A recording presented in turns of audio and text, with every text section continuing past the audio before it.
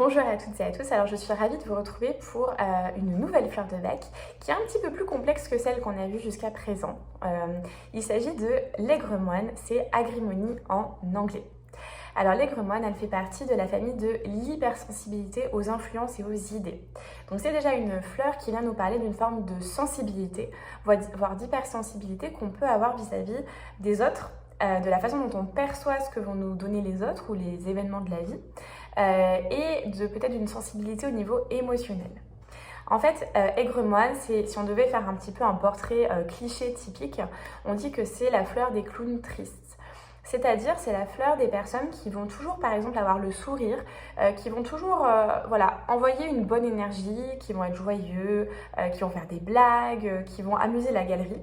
Mais à l'intérieur d'eux, c'est profondément triste, ça peut être profondément blessé au niveau émotionnel.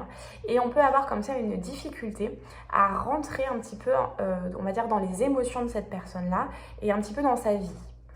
Il peut y avoir, si vous voulez, comme un sentiment de manque d'authenticité entre la façon dont on se présente aux autres, donc c'est-à-dire en étant hyper joyeux, hyper dynamique, alors qu'à l'intérieur de nous, c'est profondément blessé, où il peut y avoir plein d'émotions qui se mêlent, pas mal d'anxiété et de peur qui vont se mélanger.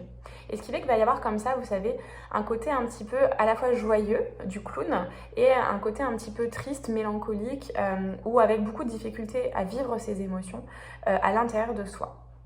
Donc peut-être que ça vous parle déjà, que vous connaissez des gens comme ça, où vous dites effectivement c'est des joyeux lurons quand on se rencontre lors de restaurants ou de soirées, d'événements ensemble. Par contre, pour aller un peu plus à l'intérieur de cette personne et apprendre à mieux connaître cette personne, là il n'y a plus grand monde. Donc en fait, qu'est-ce qui se passe à l'intérieur? En fait, c'est des gens qui en général sont dotés d'une telle sensibilité. Ça peut même être des personnes qui peuvent avoir des clairs ouverts ou qui peuvent avoir une certaine sensibilité, on va dire, spirituelle assez importante, mais qui ont du mal à, si vous voulez, intégrer tout ça à l'intérieur et à faire le tri entre tout ce qui peut se passer à l'extérieur par l'influence des autres, mais aussi ce qui peut se passer dans leur propre vie émotionnelle. Et en fait, ça peut créer comme ça une espèce de brouhaha avec plein de choses qui se mélangent, qui fait qu'on ne sait plus très bien ce qu'on ressent, pourquoi on le ressent, et mettre des mots sur ses émotions peut être très difficile. Donc en fait, c'est vrai que ce qui est bien en fleur de bac, c'est qu'on va pouvoir toujours conseiller des fleurs par rapport à une émotion précise.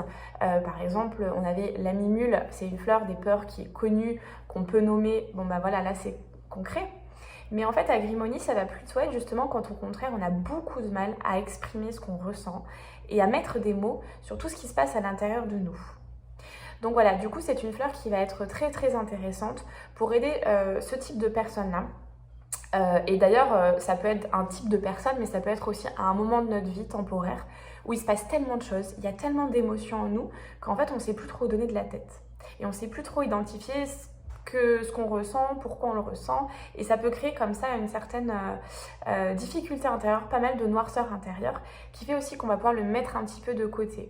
À l'état le plus soutenu d'Agrimony, on peut même tomber dans les addictions, tout simplement pour ne pas ressentir tout ce qu'il y a à l'intérieur de nous.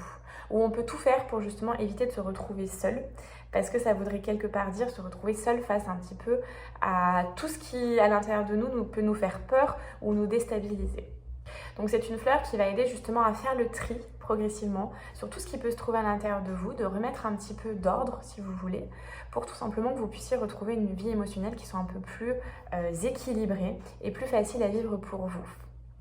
Voilà pour Agrimony.